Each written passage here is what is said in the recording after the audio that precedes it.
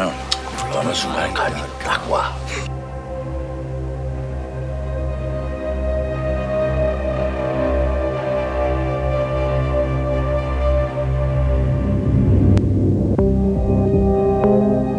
서류들만 자세히 훑어봐도 알 수 있죠. 서류는 절대 거짓말 안 하거든.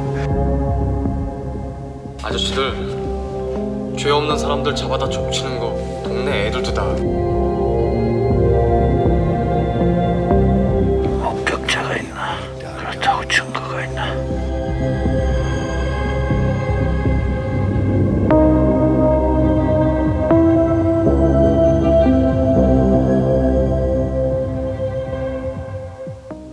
여기 강간의 왕국이야? 그러니까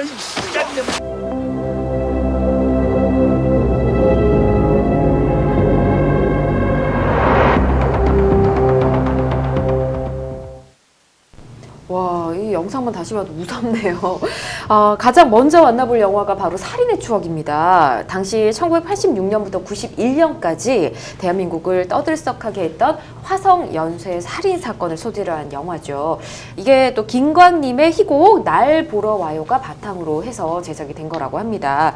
일단은 1980년대 후반부터 90년대 초반까지 전국을 공포에 떨게 했던 화성 연쇄 살인 사건. 사실 이제는 전 국민이 좀 아실 것 같은데 어떤 사건이었는지 좀 다시 한번 간략하게 짚어볼까요? 네, 화성 연쇄 살인 사건은 1986년부터 1991년 사이에서 경기도 화성시 인근에서 10명의 부녀자가 강간 살해당한 사건입니다. 네.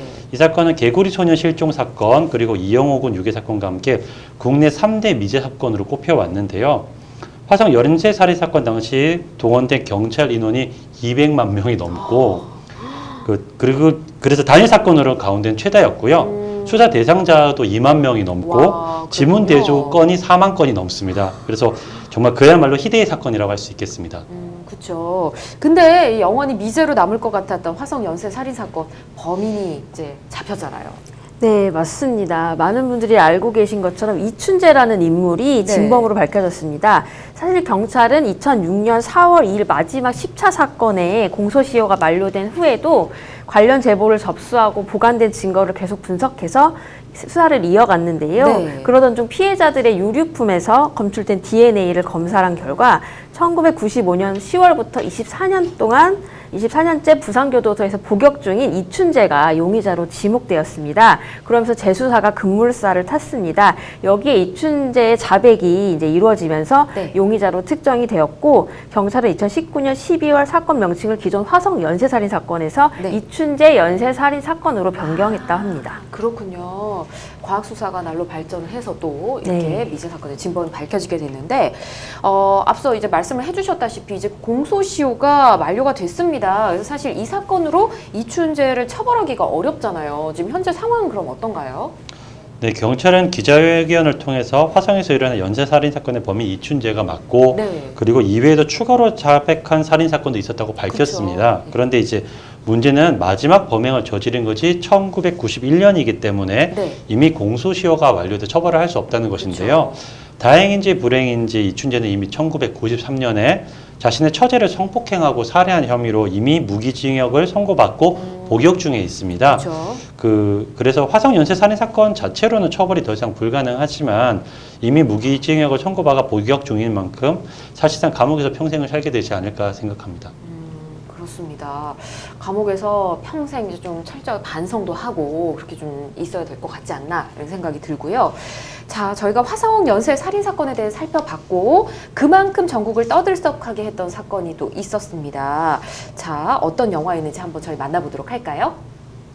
네, 지금 화면에 지금 자막이 나가고 있는데 바로 영화 아이들입니다. 이게 조금 전에 또 언급을 해주셨잖아요. 개구리 소년 실종 사건인데 여전히 미스테리로 남아있고 많은 사람들의 기억 속에 좀 아픔으로 남아있습니다. 당시 사건을 좀 한번 짚어보도록 할까요? 네, 1991년 3월 26일 기초의원 선거로 임시 공휴일이었던 아침이었습니다. 네. 대구에서 도룡뇽을 잡으러 간다고 집을 나선 5명의 초등학생이 사라지는 사건이 발생했습니다.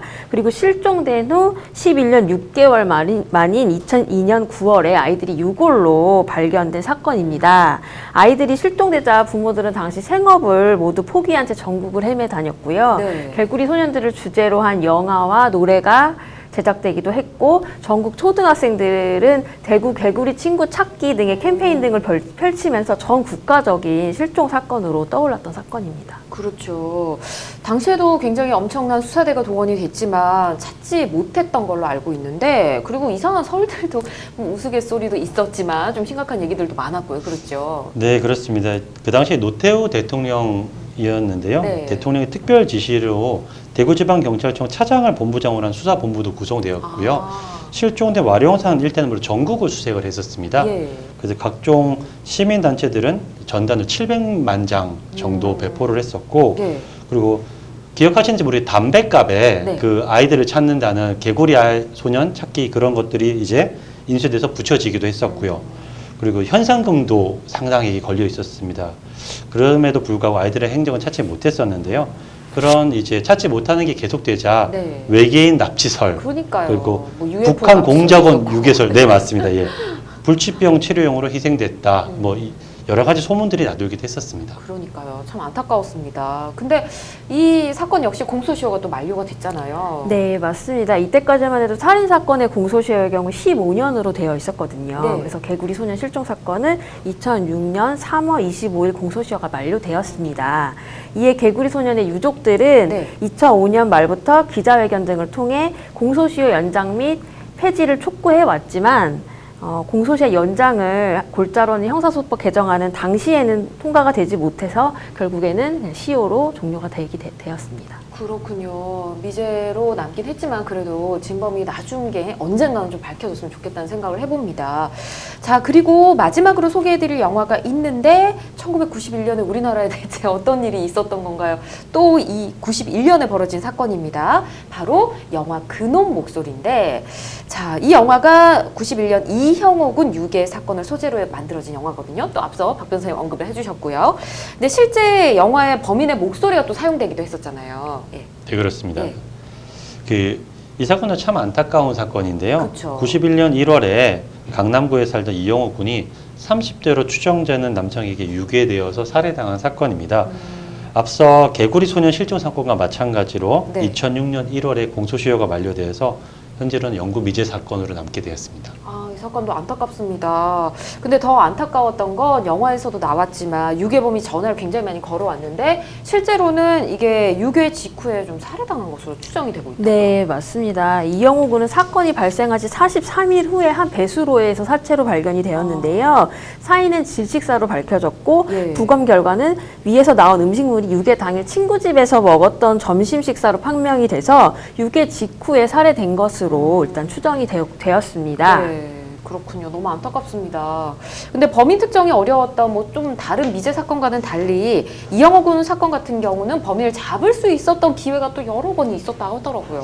네, 그렇습니다. 이제 당시 범인의 수법이 매우 치밀하고 지능적이었습니다. 네. 그래서 피해자 부모에게 카폰을 이용하도록 한다거나 네. 장소를 계속 변경해 가면서 수색 혼선을 주는 방법들을 많이 했었는데요. 네. 무엇보다 안타까웠던 점은 범인이 자신의 계좌를 입금된 돈을 찾기 위해서 은행을 2번이나 방문을 했었습니다. 근데 이제 그 계좌가 사고 신고 계좌라는 게 이제 은행원이 당황을 했고 그걸 이제 눈치 빠른 범인이 이상한 낌새를 알아채고 달아났었습니다. 이제 그 당시에는 지금처럼 은행에 CCTV가 일반화되어 있지 않아가지고 네. 그 CCTV나 지금 같으면 CCTV에서 범인을 특정할 수 있겠지만 그렇죠. 지금 그 당시에는 CCTV 없어서 특정하지 못해서 범인 검거가 되지 못했던 게 참 안타깝습니다. 굉장히 안타깝네요. 지금 같은 수사 기법이라면 당장 잡았을 텐데.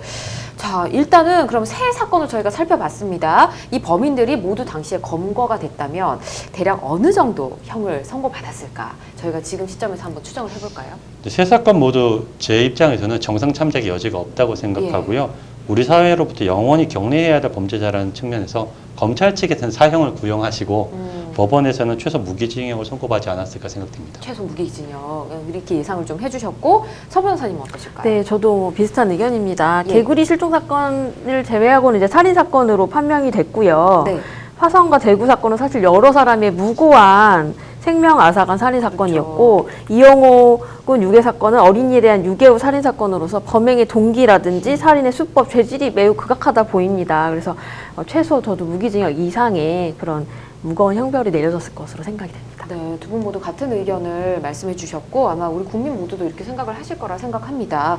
세 사건 모두 다시 짚어봐도 굉장히 안타까운 사건인데 저희가 중간중간 짚어봤지만 공소시효 만료가 정말 안타까운 것 같거든요. 그래서 공소시효가 만료됐다 했지만 그래도 이 공소시효가 또 폐지가 되지 않았습니까? 네, 맞습니다. 소급 적용이 안 되긴 하는 걸로 알고 있는데 그래도 좀 약간의 가능성을 열어볼 수 있지는 않을까요? 네, 일단 먼저 공소시효에 대해서 정확히 설명을 드리면 어떤 예. 범죄 사건이 일정한 기간의 경과로 인하여 형벌권이 소멸하는 제도를 말합니다. 네. 2014년 6월 19일부터 13세 미만의 사람 또는 사람 및 신체적인 또는 정신적 장애가 있는 장애인을 대상으로 한 성범죄라든지 네. 어떤 이제 강간, 살인치사 등의 범죄, 이런 중범죄를 저지른 경우에는 공소시효가 적용되지 않게 했고요. 그리고 이어서 2015년 7월 24일에는 네. 살인죄 공소시효를 폐지하는 내용이 담긴 이른바 태완이법, 형사소송법 개정안이 통과되면서 법정 최고형이 사형에 이르는 살인죄의 경우는 공소시효가 폐지되었고요. 아직 공소시효가 만료되지 않은 범죄에 대해서도 이를 적용하도록 법이 개정이 됐기 때문에 네. 현재로서는 공소시효에 대한 우려는 많이 없어진 상태입니다. 예. 현 시점에서는 그렇다. 네, 맞습니다. 예. 알겠습니다. 이렇게 관련 법도 한번 짚어봤습니다. 공소시효는 이미 지났지만 전 국민이 아직 생생하게 기억을 하고 있습니다. 세상에 영원히 드러나지 않은 사건은 없다는 저희는 그 사실을 믿고 일단 범인이 잡히길 기다려보도록 하겠습니다. 자, 오늘 미제 사건을 소재로 한 영화에 대해서 이야기를 나눠봤고요. 이외에도 함께하고 싶은 영화가 있으시다면 저희 법률방송 홈페이지에 남겨주시기 바랍니다. 저희가 법적으로 재미있게 또 풀어보도록 할게요. 자, 지금 여러분께서는 생방송 법률 상담 함께하고 계십니다.